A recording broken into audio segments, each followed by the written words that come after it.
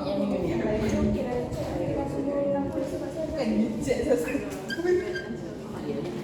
done with Blue Ocean Sandy, right?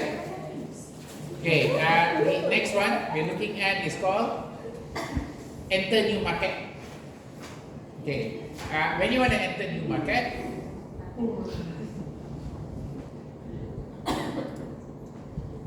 okay, what are customers? Aggregate of consumer groups with similar needs.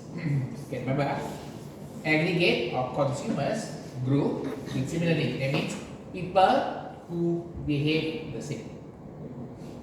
Are you clear on this part? Like you all are called CPA. You are different from normal degree student. Is that true?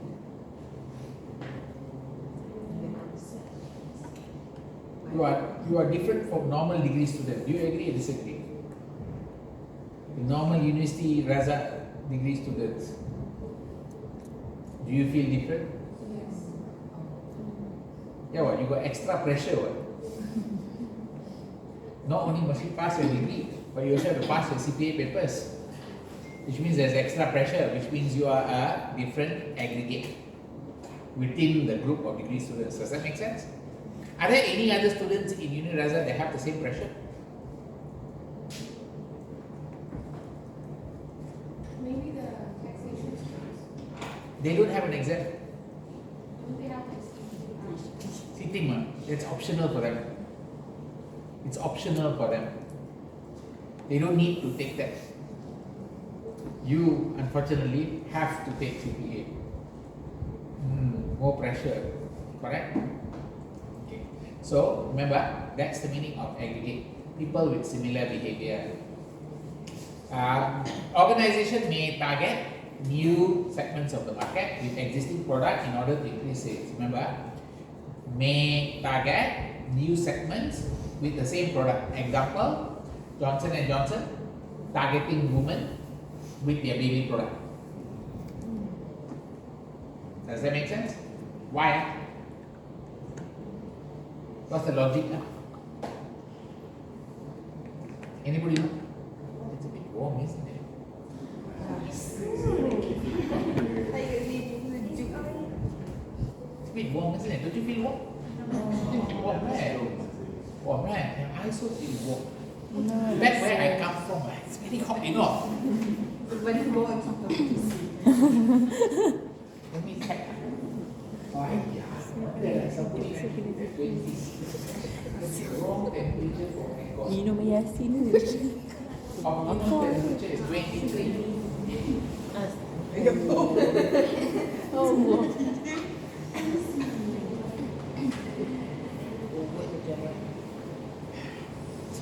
What I do, I got natural fur. Okay, right. You all got no natural fur. That's why you all like this. Okay, right. Organization meaning target new. So WD-40 is another one. And Johnson & Johnson, I tell you, why did they target women with their baby product? The woman give birth. Women, no. You see, the point is, they had baby products.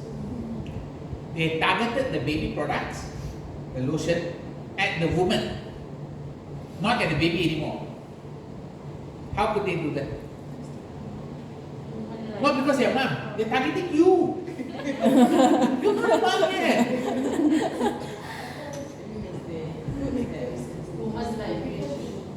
Woman like? Beauty. Because woman want to have a skin like beauty. What is that? Woman like everyone doing the decision making for the baby, so it's like what is that? No, that was not the reason they used. What is the baby?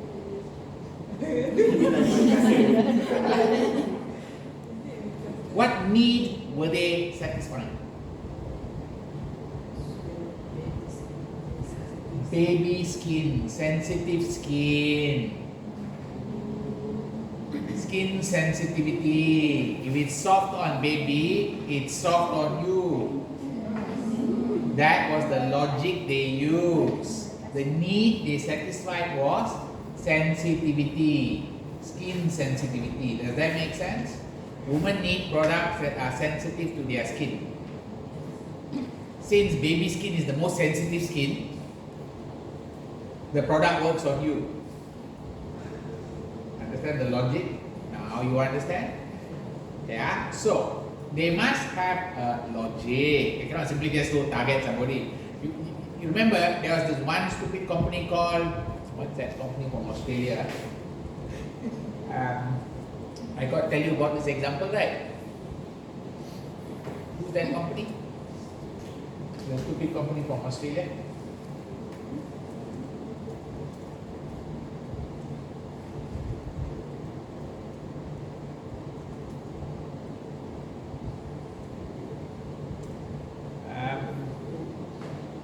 I got to talk about home base, right?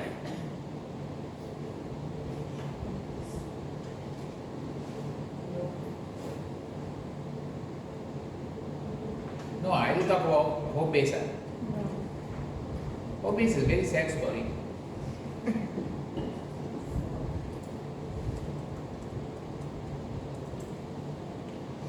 That.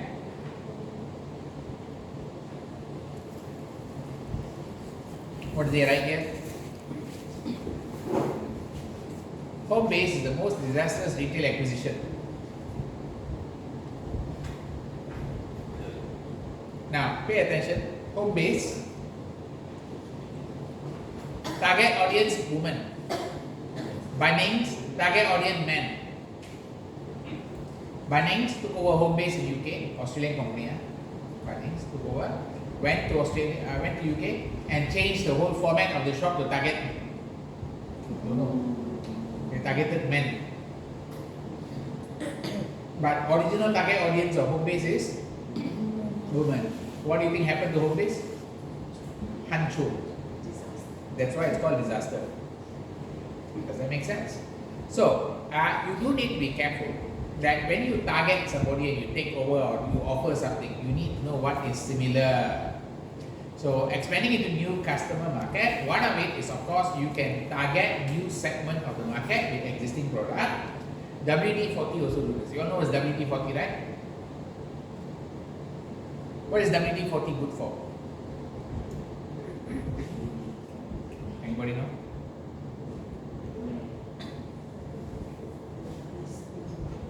Grease remover.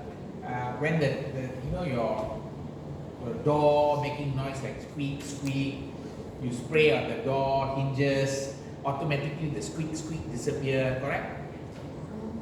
Lecturers also use it on students' mouth. We don't stop talking. Right? But the other places is you can use it on cleaning. Are you aware you can use it for cleaning? You can clean certain things. You can clean jewelry and all that. That was a new market they entered. New market. What is the market they entered? They entered the cleaning market as opposed to the squeak or grease removing market. Are you okay with this part? So those are organizations that target new segments with existing products. Some product modification may be required to meet the criteria of new segments. Sometimes you have to adjust the product. You must have capability to target and satisfy the need of the new segment. You cannot offer this. Now, grouping customer by distribution channel is very common approach. Now, how you group customer by distribution channel is how they buy. You know, direct, retail, online. Okay, those are channels. How do customer buy?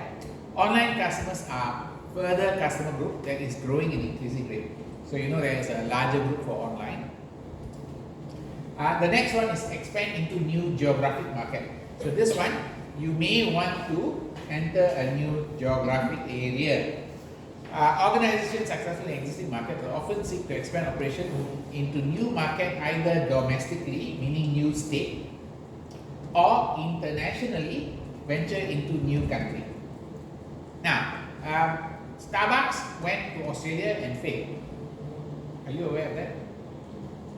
Why did it fail?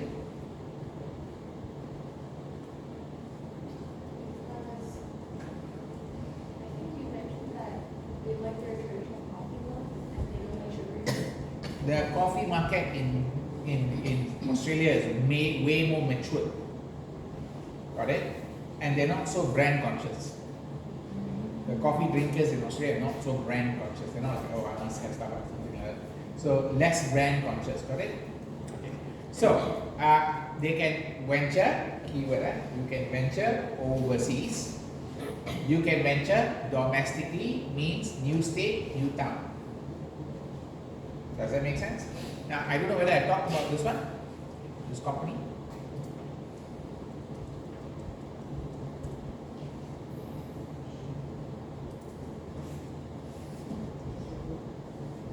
Sugar Bun. Have I talked about this company? Sugar Bun, Malaysian-owned chain of quick service restaurant, originated in Kuching, Sarawak, founded 1978. Quite far back. Okay. It tried to enter Peninsula Malaysia many times. Looks like there are some Sugar Bun outlet here. Can you see? Any of you seen this before? Nothing. There's one in, I don't know where it is. There are a few Sugar Buns. Let's see how many Sugar Buns are there in Yangon. How many? 1, 2, 3, 4. Quite a number in Peninsula Malaysia. Any in, that's it. They only have there. Only. Let me see this side.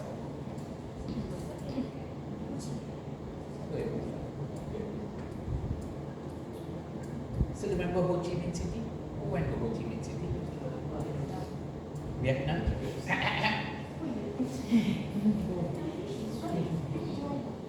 So, notice the number of outlets here?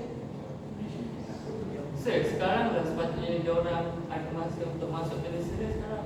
Kenapa? Sekarang is the right time to Tapi enter. tadi pun tak nampak pun.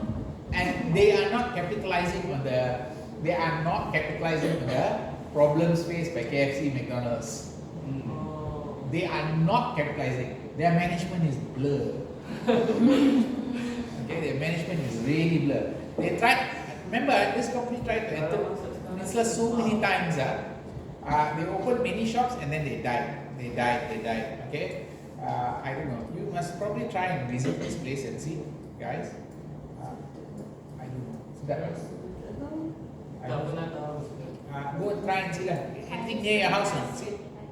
Anything near your place? See?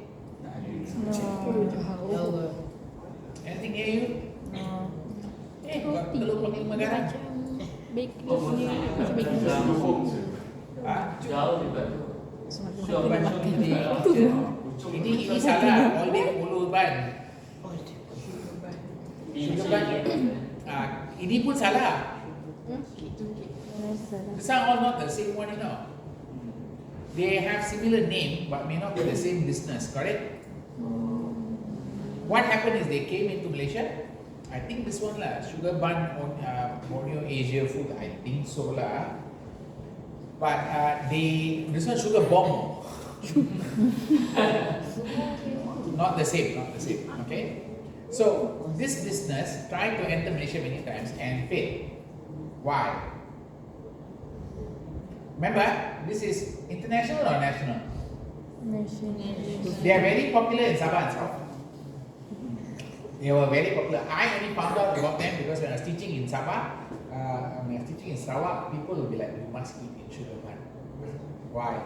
It's better than KFC. All the Sarawak people will say. Very funny, yeah? So I tried it out. I was like, nothing normal. It's normal only, but for Sarawakian, it's like national pride. Understand? So when this company tried to come to Malaysia, it dies all the time because the product range they offer, have a look at it.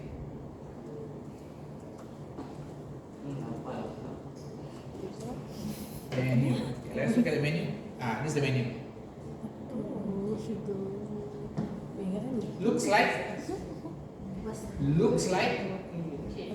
KFC, isn't it? But they have a lot more than KFC lah. Compared to the KFC, they have a lot more. Let me see this.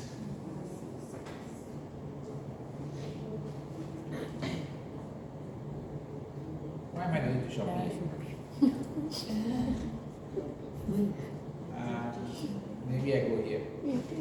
Jalan tak. Jalan tak. Here right? Mana pergi jalan lepas. Kat mana ni? Jalan tak. Tuku Abdul Rahman. There. They open. Borneo Asian food. Okay. What's the problem with this company, guys? Anybody knows? What's the problem? Why is this company suffering?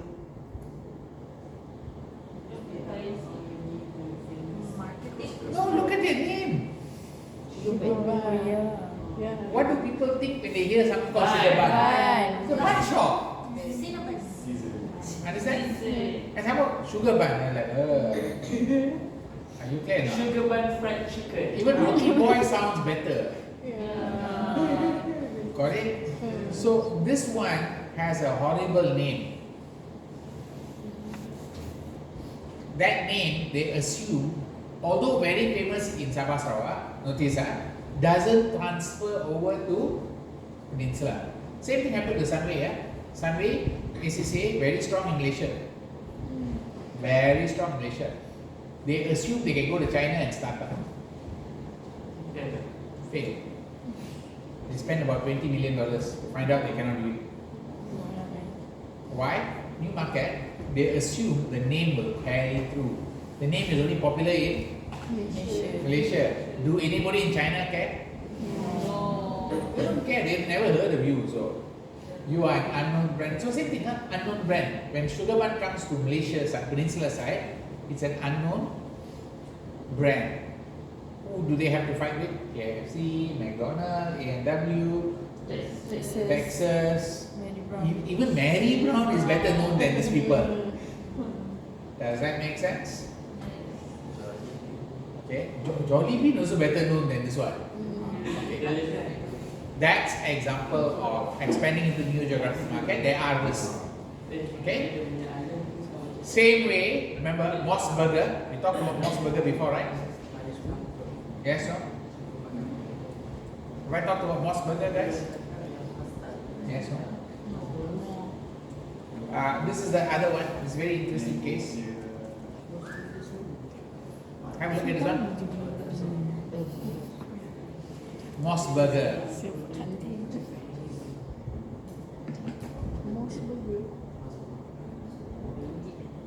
Sounds interesting, right? Yes, no? Sounds interesting, right? When you heard Moss Burger, you thought it's Malaysian, right? See? That's the same thing I thought. I thought Moss Burger was Malaysian, especially the symbol like that. Long time ago, there were two outlets, one in KLCC, one more was in Sunway, Subang Summit Mall. There's a mall there. So when I went to the mall, okay, here's McDonald's, here's A&W, here's Moss Burger. I feel pity for Moss Burger. Because when I'll go to the mall regularly. So I go to the mall, I always like, no customer.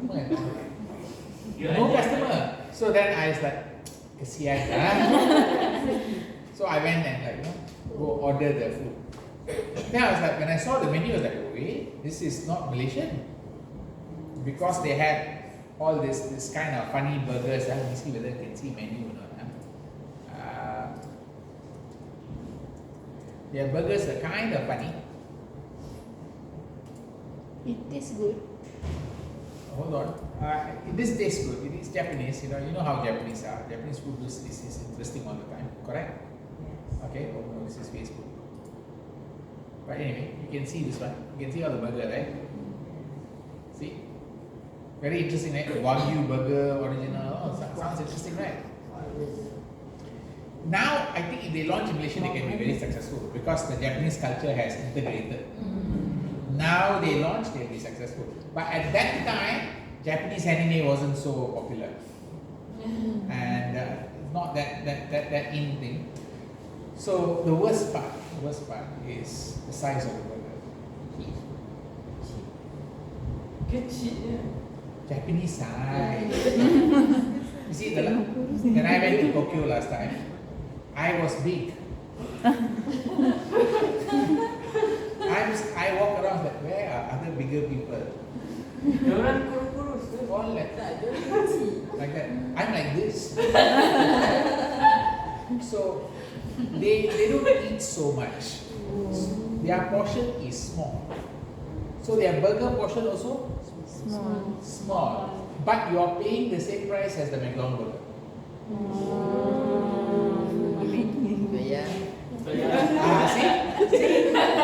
See what you did?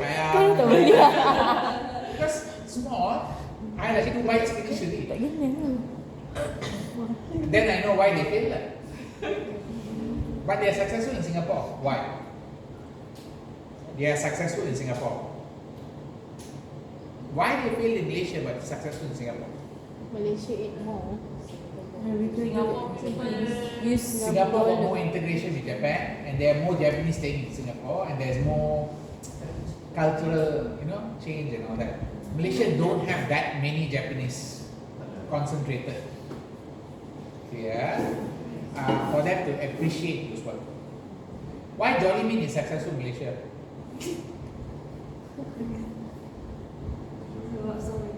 There's too many Filipinos in Malaysia. Does that make sense?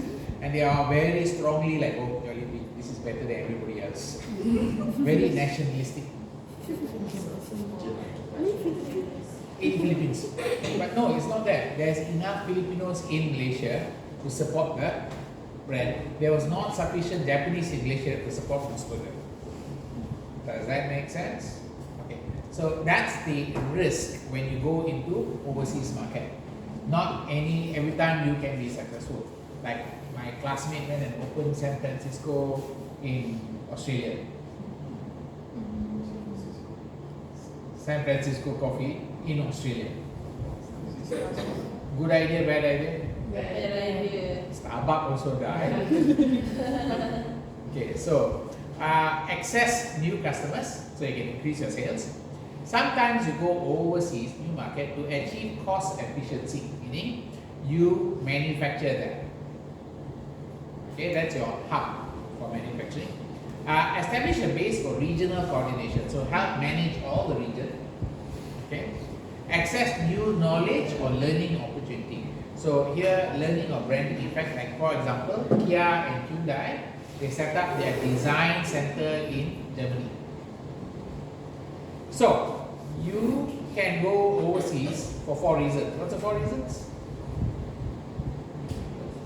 Sales, cost, coordination, learning. Are you okay this time?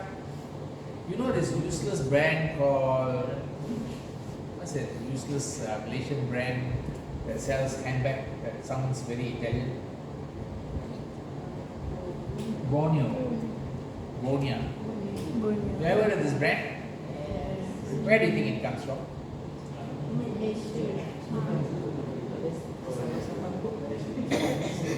They name that from overseas. Now, is this an Italian brand? Why are they using white people for their ads when it's a Malaysian brand? Why all their models are a guy holding a handbag? This guy must be gay, isn't he?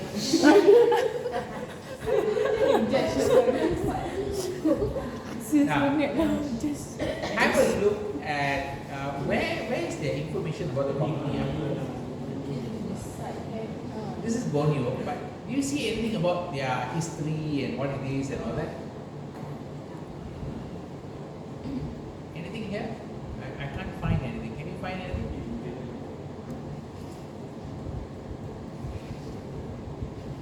If you go to the olden time, you will find out things are about Borneo.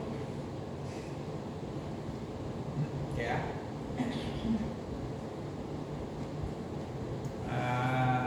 Borneo names, okay, whatever nonsense. Alright.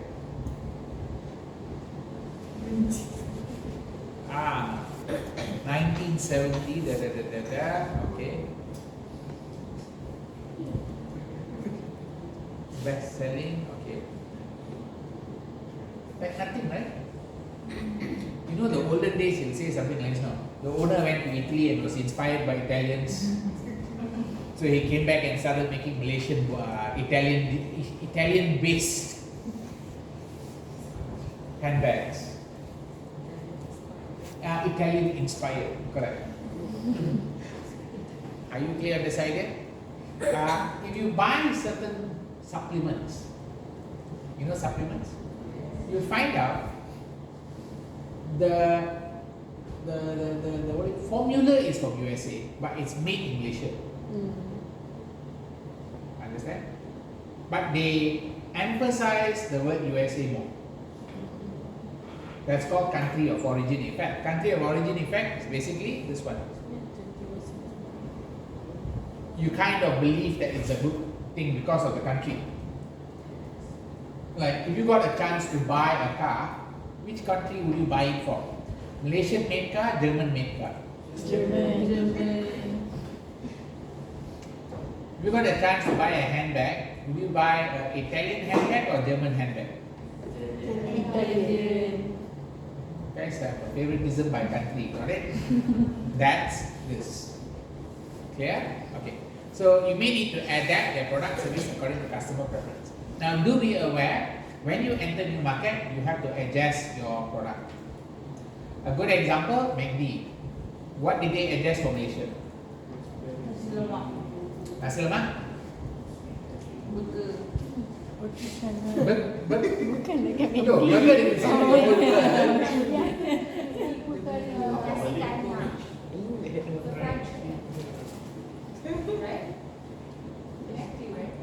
Yeah, McD didn't make fried chicken for Malaysians, you know. They make fried chicken for everybody. What about the iron burger? Prosperity burger. Prosperity burger is not country specific, it is a season specific. No, not end of the year, only Chinese New Year. Near Hari Raya, they come up with another product. Muslim friendly. Muslim cold over lah. No pork.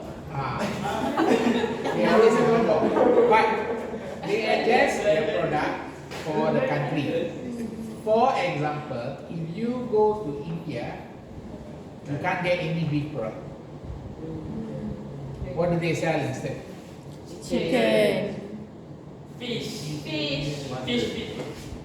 Lamb. Chai. Tea.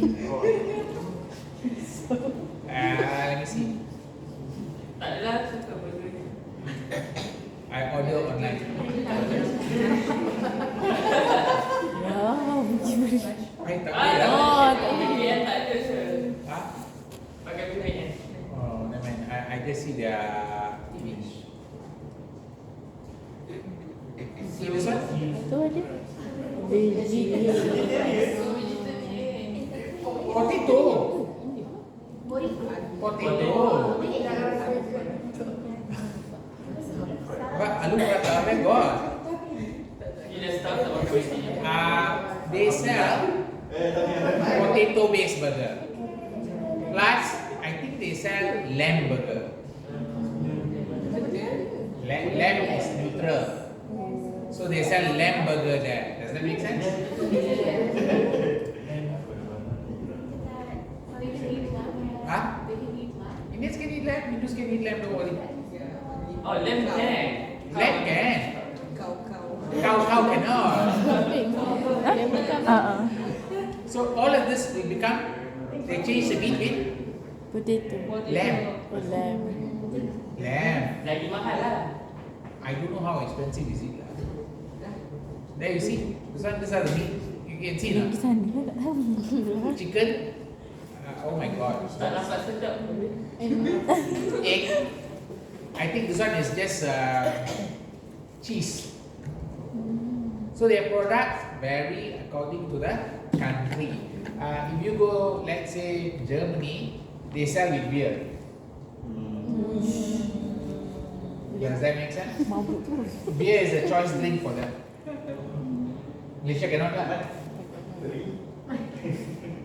Okay. Right. Let's move on. Using IT to support new market. Okay. IT is useful in new market selection as it allows faster collection, review of relevant data from a variety of sources. IT can also identify source control implementation issues. So when you're going in, how to enter the market. This is kind of important. Mark this one. Okay. You have a few entry methods. Okay. Number one, you got the home country. You have everything. Got it? It's called integrated domestic firm. Then you can go to foreign country A, you open as agent or a distributor. You sell through agent or distributor. So you can see sales, then there's agent or distributor. Then foreign country B, you might set up the marketing, sales and services. You export by sales subsidiary. Then you go to foreign country C, just production and assembly. So this is called a foreign production subsidiary. So remember earlier on, we talked about a few methods of entry, right? Here, established cost efficiency is this one. Okay. Then, if you talk about access new customer market, is this one, this two. Yeah. Then you have foreign country B. You have integrated foreign subsidiary, production, assembly, marketing, sales, services. Everything in one place. That's one more. So these are a few methods you can set up. Okay, are we clear this part? Next, what's the objective? Main reason for market entry will be pursuit of growth based on knowledge, gain, and external analysis. So keyword is growth. Timing is crucial because first mover advantage is that if you are the first one to enter the market, remember, you get the first mover, first person to enter. Compare these three companies, Netflix, Amazon Prime, and Disney. Who do you think is the strongest? Netflix, because Netflix was the first one to enter Malaysia, followed by Amazon Prime, then followed by Disney. So first mover does have advantage, but they also have certain risk. Now, moreover, mode of entry must be viable and allow further investment if it's very attractive. Now, one of the models that do analyze whether a country is good or not is called Porter National Diamond. Porter's National Diamond looks at factor, that means the raw material, the labor, the demand, whether there is any demand for the product, the rivalry, who they are competing with, and whether there are supply chain. We call it supporting factors. Got it? So why a country is good for something and bad for something. A good example is, why is Japan good for car? And Malaysia lousy for car? Technology. No, using the four factors here. Demand condition. Well, you can say yes, demand condition. Japanese are very, very particular about the quality. Not that, someone? There's a lot of competitors in Japan. Look at the number of car manufacturers in Japan. Someone?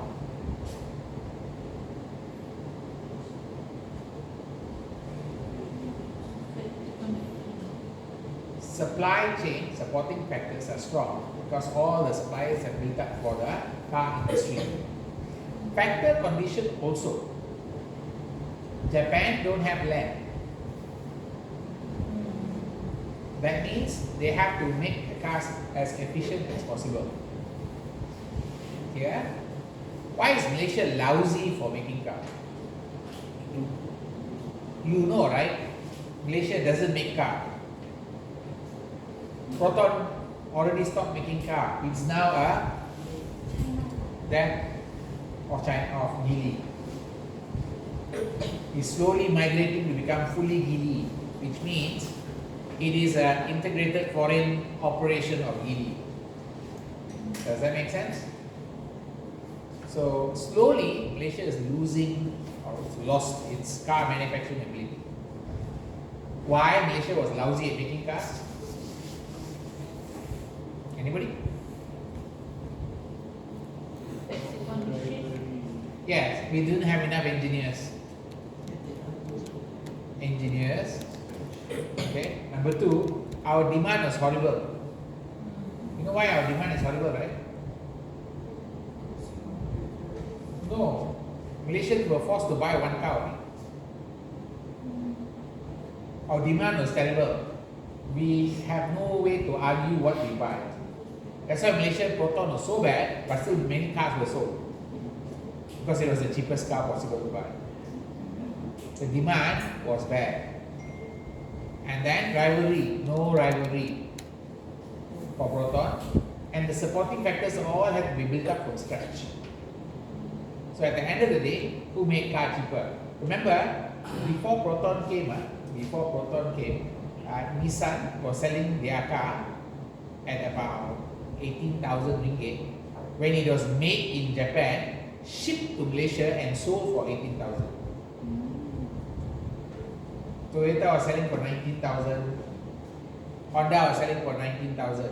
After Proton came, all the same cars were selling for 40,000, 35,000. Make sense?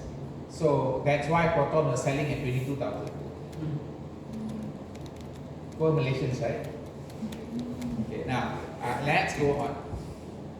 Market attractiveness. When you assess a market, whether to go into a market, critical issues to be considered is whether the size and value of the market is good enough, big enough for you. Is the market growing? And is the market profitable? If all of these three are met, then it's worthwhile for you to be there. Got it? Then, to gauge potential of new market overseas, following factors should be considered. Is it possible to consider obsolescence or leapfrogging of product? Meaning, are there current product? Maybe you can jump ahead of their product. Jump ahead. Okay? Prices of the current product and any substitution available. Other consideration, you should consider the distribution, whether you can distribute your product, what's the value proposition, any resource issues, capacity of your company to provide, and the services they need. Remember, different companies have different service requirement. These are resources, market element resources. Global financial institution, example. Can you give me example of global financial institution? Okay. What are global financial institutions? HSBC, Morgan Stanley, Standard Chartered. Come on, half of them are in front of your building here. JP Morgan. Some more? One more in front of the building here. One more name in front of the building here. Citibank long time ago left Malaysia. UOB, okay, some more. But that's not in front of the. Who else is in front here? Quack is not a global financial institution. That's a pension fund. Anybody? What's the name? Bank of China? Is it nearby here? Yes. Very big building. You can see from the You can see lah. But I say opposite building. Together with JP Morgan. Who else is there? What is that? SM? What is that? Give me the proper name. You know what is SMBC, is it? The Japanese bank. Hey, all of these are potential employer for you. Aren't you aware? These are the names you should be targeting. If you're planning to go do internship, intern there lah. Good branding. Okay? So, these are banks, remember. Their principal involvement being information. They can give information and they can act as a link to local institution. So the bank or the banker can facilitate your transfer. Now, many national government, international bodies also provide assistance for companies going overseas, such as Malaysia you have MITI, Australia have Austrade and all that. Okay, organization can still get it wrong. Remember, Tesco went to US, died. Bunnings went to UK and died. Got it? While global expansion has benefit for mega retailer like Tesco, okay, they have reached a saturation point in their own market. The risks are also increased. Now, do remember, Tesco has withdrawn from all the international market. They went overseas. Now they just focus in UK. Who is entering into Malaysia? This company called CP Group. You know CP Group, right? Lotus lah. Lotus is owned by CP Group, correct? Okay, have you shopped in Tesco when it was Tesco? Yes. Yes. Have you shopped in Lotus when it's... Yes. Is there a big difference? No. No. Yes. No lah. A lot of difference. No lah, sama je tukar nama je. No, they drop the range of products they carry. And also the quality. The quality is much lower. They don't... You are not aware, is it? No, sama. A Thai group versus a UK group. Rasa sama. No, I went and I was shocked with the product range they carry. They have so limited product range. They don't carry all the products. All the brands won't be there. They narrow down and carry a few brands only. Does that make sense? Frozen food, or everything they cut down and carry the one that gives them maximum profit. I prefer Tesco. I also prefer Tesco. Tesco was a bit more British. They had carried their Tesco UK products also, correct? Quite a number, just like Jasco. If you go to Jasco, you see a lot of Japanese product there, correct? Have you noticed? Yes. Because their origin is Japan. Japan. Aeon is a Japanese group. Does that, you all didn't know? Carrefour is a French group. It's already died there, but it's left Malaysia, I think. Carrefour is a French group. Tesco was a UK group. Aeon is a Japanese group. Giant. Giant was a Hong Kong group, now bought over by Store. So if you go to Giant now, you see more clothes. You know why, right? Because the parent company got a lot of clothes and they cannot sell. So they take all their old stock that cannot sell in their store outlet and transfer to Giant.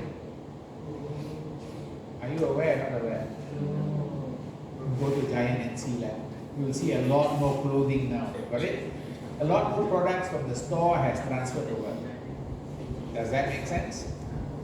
Okay, so after comprehensive assessment on relative attractiveness of different market, decision to proceed to overseas expansion, what it means is how to enter. Okay, so we're looking at entry methods. So entry methods here, you can see this, I wrote this down for you. You have it there? No. Okay, so you have exporting. Export by agent. Example, do you know that bulbuk? What is that? Ramen bulbuk or is it a bulbuk? Budak. Is it buldak? Samyang buldak. Bought that and eaten that? Yeah, I want that. You like that a lot, right? Yeah. Very expensive, you know. Yeah. Sakit perut, Tak right? adalah susah kan, tak sedap. Oh, okay. So anyway, that one is probably under export. They have an agent here. Ada orang mati sebab ni. People die because of it. Ya. Who died? Samyang. Why they always eat samyang, is it? Like always. Every day eat samyang and die. Oh, that's interesting. Okay, right. Now, next one, licensing. Licensing is basically like Hyundai licensed to Sime Darby is the manufacturer of Hyundai in Malaysia. They make Hyundai cars, but under licensing. Okay, a good example is the brand Intercom. Okay, they will have a badge which is different. Then the next one is franchising, which you have McD. Okay, they have franchise to Berjaya Group. KFC is to the QSR Group. There are a lot of franchising opportunities. Okay, then sometimes you have this strategic alliance, such as Sony and Marvel. Did you know Sony made a huge mistake with all their movies? You know what is the biggest mistake? No. See, Sony and Marvel have Spider-Man relationship, correct? Hmm. But Sony owns Spider-Man and could have used Spider-Man in any of their movies. They just didn't want to pay him money. So they didn't use the Tom Holland in any of the Spider-Man villain movies. That's why their sales dropped. Nobody appealed to see the villain alone. Like right now, there's one called Craven, right? Are you aware there's a movie called Craven? No, that's the problem. Craven is from Spider-Man universe. He's a villain, but there's no Spider-Man, so nobody pays attention to it. Okay.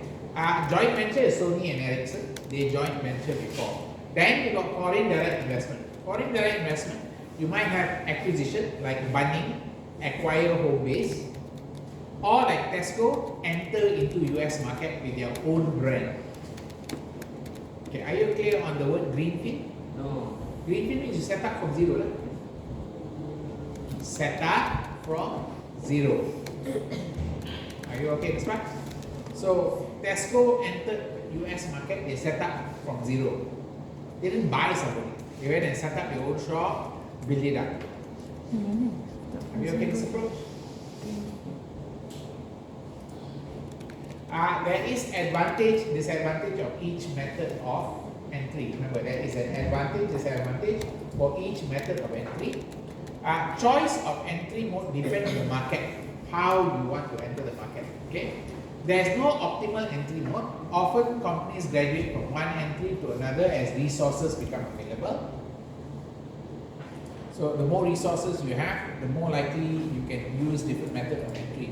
Now, do be aware, merger acquisition, we talked about merger acquisition, you have something called horizontal integration, and then you got something called vertical integration.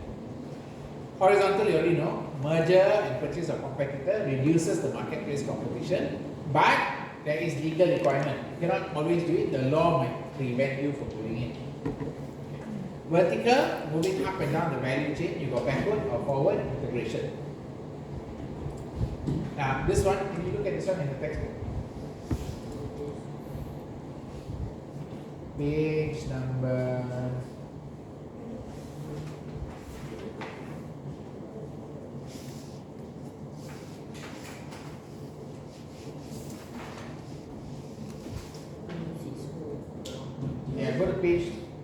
264. Now, before you go there, do be aware there's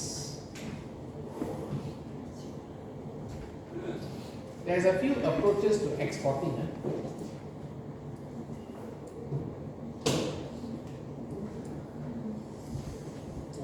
Can you see this one?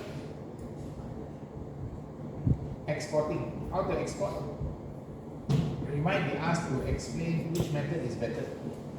Which method is better? If you are asked to explain which method is better,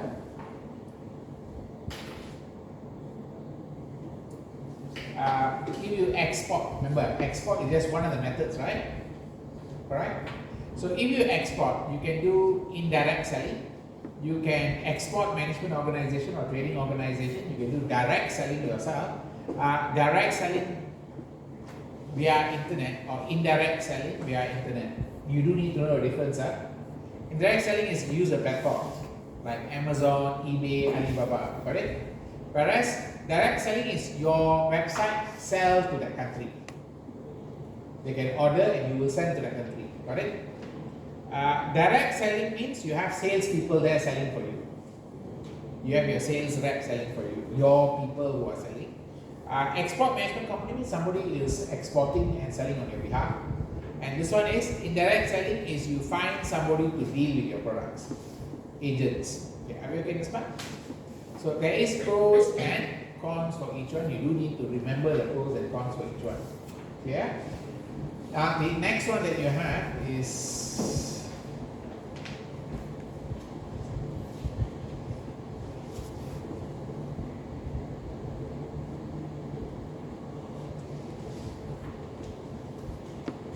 look at table 4.18.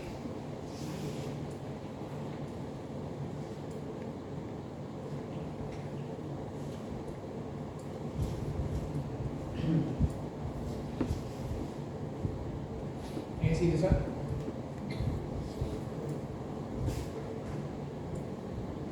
Okay, you can see that there are a few issues to consider when you go exporting or you choose a method of entry, correct?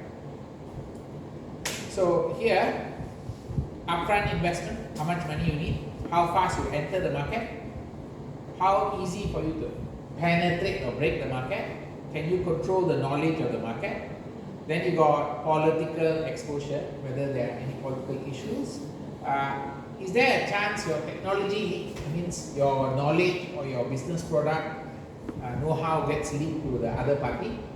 Then you have how complex is it to manage and what's the rate of return, got it?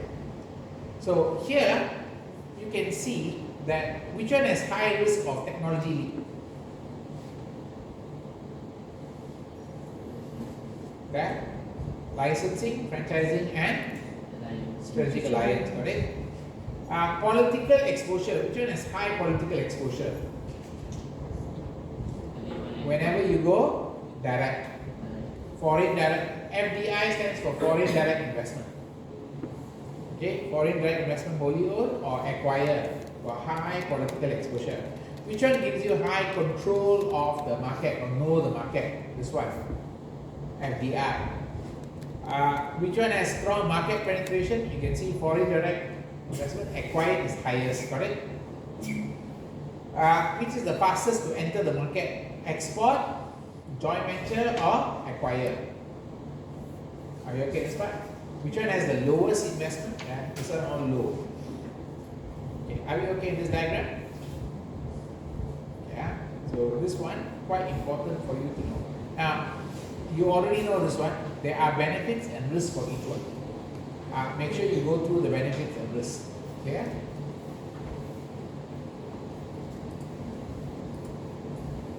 Now, when you go overseas, you have accounting issues with market expansion. What are the accounting issues? Produce additional cost and level of complexity. You do need to budget for this complexity in terms of foreign currency. Okay? Issues to be considered. You got foreign exchange risk, whether your currency go up or down. You need to have multiple set of reports, one in local, one in foreign.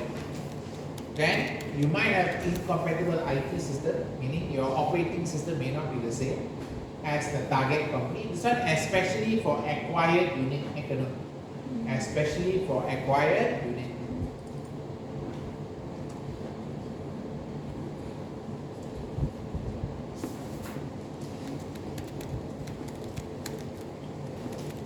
You got varying business conduct standard. How you do business differ from country to country. Some country you have to pay bribe, some country no need to pay bribe. So all that causes a problem in your business. Then tax is another problem. Different country have different tax rules. And you got transfer pricing limitation. You cannot simply do transfer pricing. These are the complexities involved. Are you okay this one? The other issue here is IP. When you go overseas, you do have this IP issue coming up, which is unique value-adding creation of human intellect, ingenuity, creativity, and inventiveness. Key category, you do need to know three categories: patent, trademark, copyright. You will be asked which one to use for which reason. Patent is for process, knowledge. Trademark is more for images, logo. And copyright is more for music content, movie content. Are you okay now? IP protection is important in their portfolio of valuable brand names. Brand names under which one? Brand name under which one? Trademark. Okay. Now, do be aware that, of course, you heard about McCurry, right?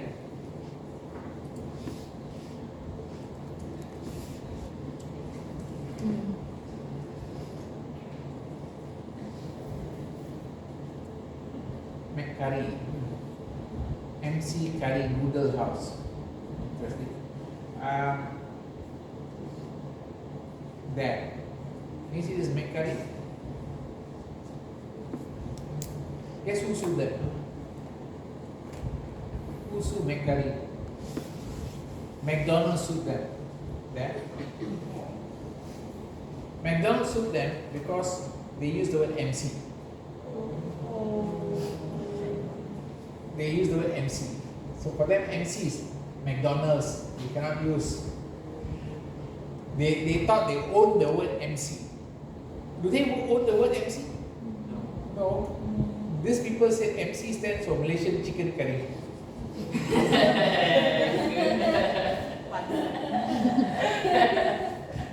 That's why it's called MC curry.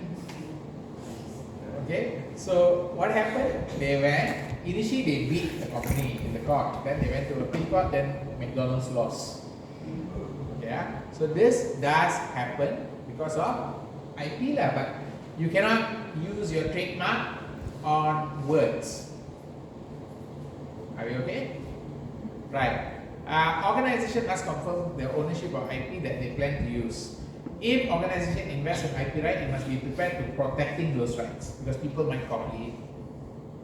Okay. Last part, looking at what the leader must do. Well, the leadership part,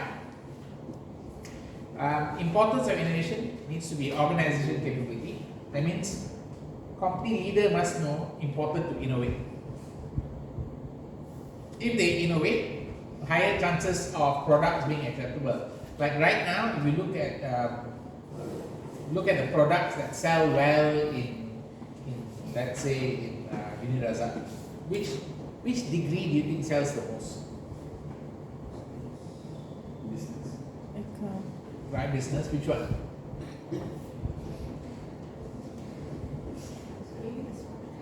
How accounting is the worst. Nobody does accounting.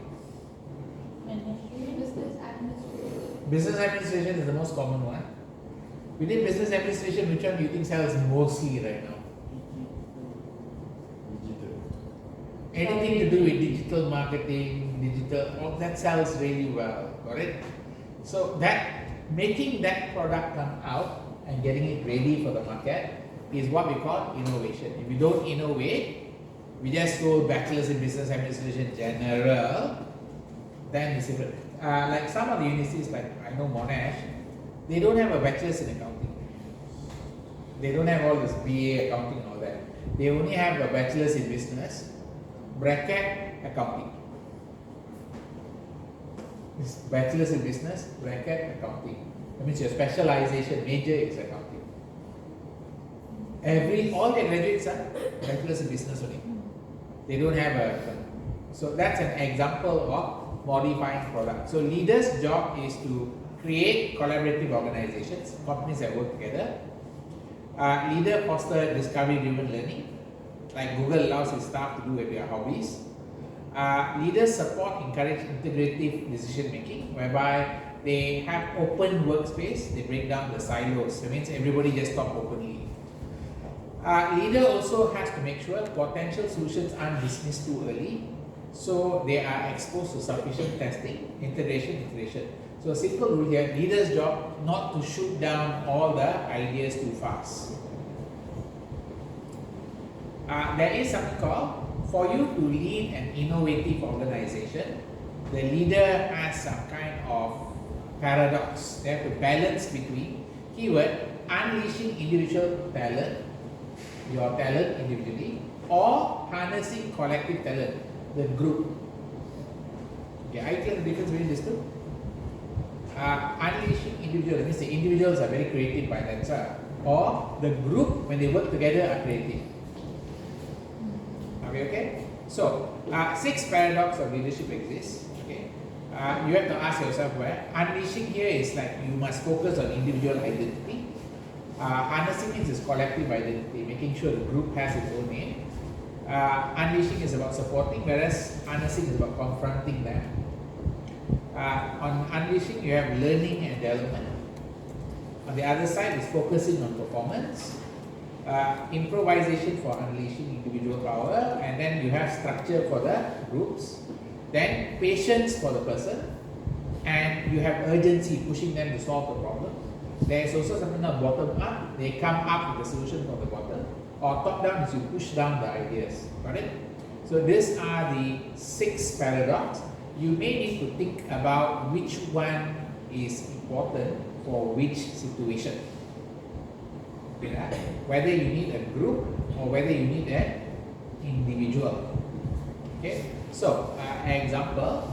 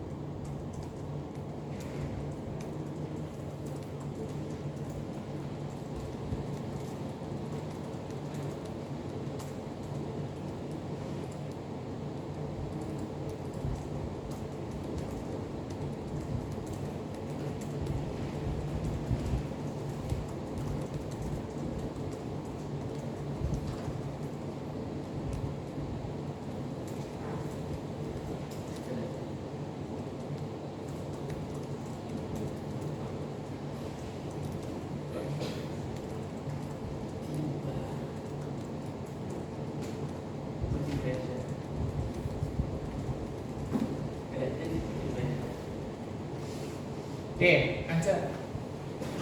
So the choice of answers are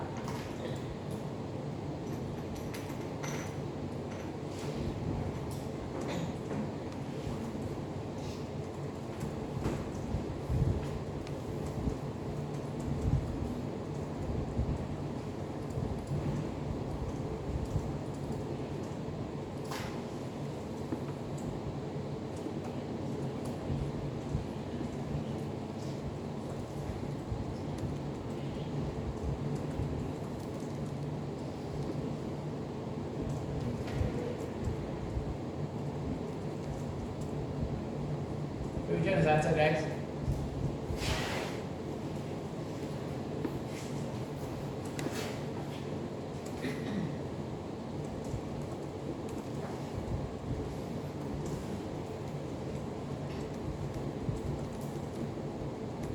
Choose.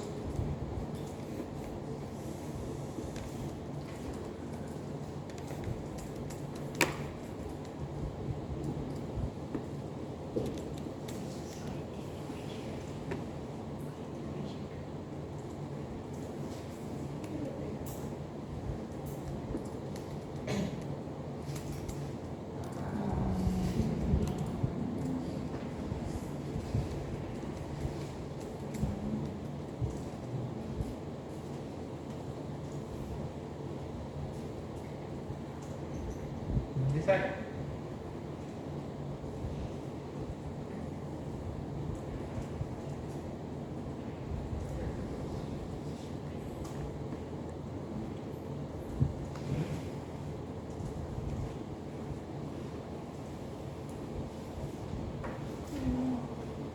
Could like to guidance. A, B, C, D. D. D. A. A. D. C.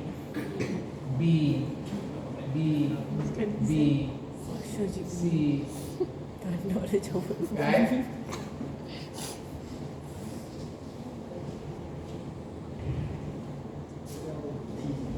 By the way, this is the way I always think of when I do questions.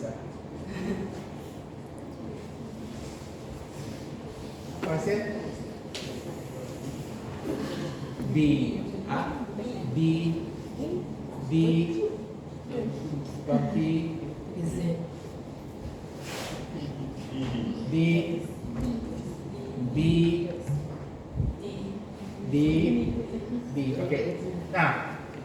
CEO is the leader, right? Who will he be dealing with? Who will he be dealing with? The directors alone. Does he deal with the 3 sales manager and 20 sales staff? So, should he be focusing on the individual or the collective? Individual. Individual. Individual. Patience. Patience means guidance and support. Are you clear? Answer is C. Follow. Of course, I have to throw you some messy things, right? It's called distraction. Got it? If you got distracted by the 20 sales staff, you fell for my trap. So I see, thought that the CEO is the one because I was thinking about this. That's the point. if the sales director, it will be D. Huh? If the sales director, it will be Sales manager would have been more of a collective as pressure. a manager. If you are the sales manager, it's collective and pressure. But if you are the CEO, Individual. are you clear now? Can huh? So, are you okay how to handle this one? Okay, there is 10 phases of innovation. Basically, there is what we call persona. The CEO can take one of the following persona.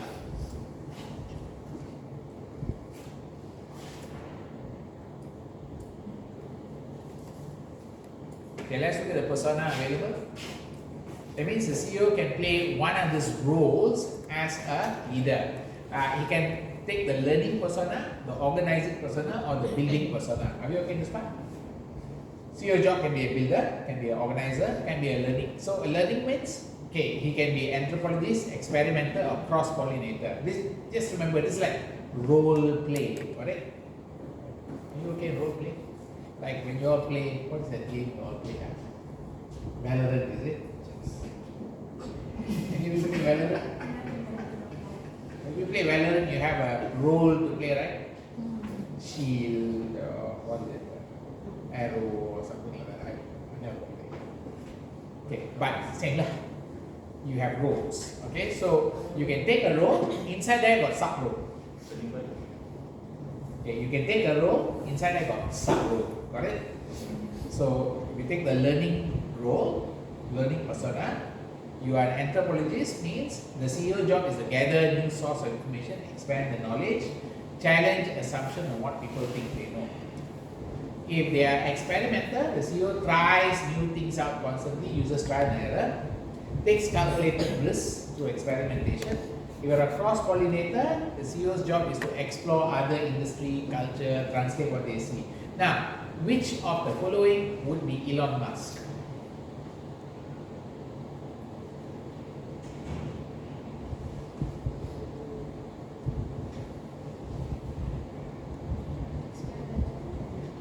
Experimenter. Okay? Elon Musk will be closer to experimenter because he has a lot of trial and errors, yes or not? Okay. Organizing persona, the hurdler, skilled at overcoming obstacles, refuse to give up. Collaborator is someone who brings together groups of people together and work them together. Director is put a talented cast to help spark their creative talent. Got it? So those are organizing persona, and then you got building persona, you got experienced architect. These people compile experience that go beyond functionality and connect deeper level customer latent express needs. They know how to think about the customer. The set designer, this person brings together all the people, puts the place together and let them do their work. Caregiver, they estimate customer needs and anticipate customer needs, ready to look after them. And the storyteller can build morale and external awareness by compelling narratives. So, if you were to put Steve Jobs, where would he be?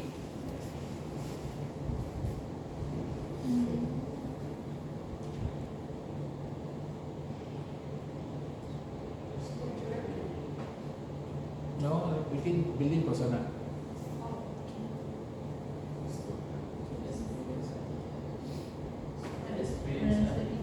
This. He's an experienced architect. Does that make sense? Okay. Are we clear on the persona? Is there any example for the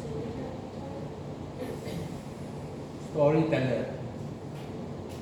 Set designer, I can tell you that. If you watch Avengers, who is the set designer?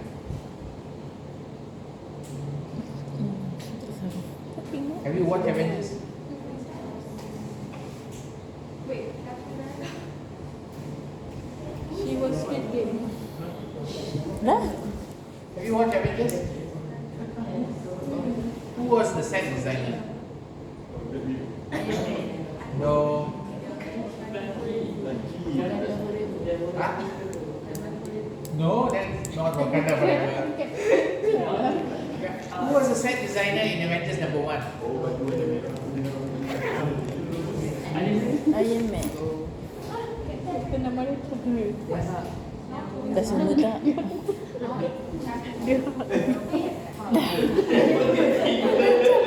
Hey, you're watching movie, right? Talk, but no. Who was the set designer? Kawan anime. Anybody? Avengers, is it? Avengers #1. Avengers #1. Who was the set designer? Captain Fury. Yes. Huh? Nick Fury. Nick Fury, lah. The bald guy with one eye patch. He's the one who brings everybody together, what? See? Tak ingat. See the words there. Cuba search. Creates a stage on which the team members can do their best work. He's the one who creates the stage. Oh, ini. Tengok. So it's not like someone who's Oh, a leader. dia what? No. It's like the Initiator. He is more of the CEO who set the stage and make sure everybody gets together and works it out. Does that make sense? Are you guys okay on that idea? Now I can't give you an example for everything, but you know there are a few which you can pick up very fast. Okay, are you okay on this part? Okay. Last one we're looking at is, I think that's it. That's the end of it. Alright, we will stop there.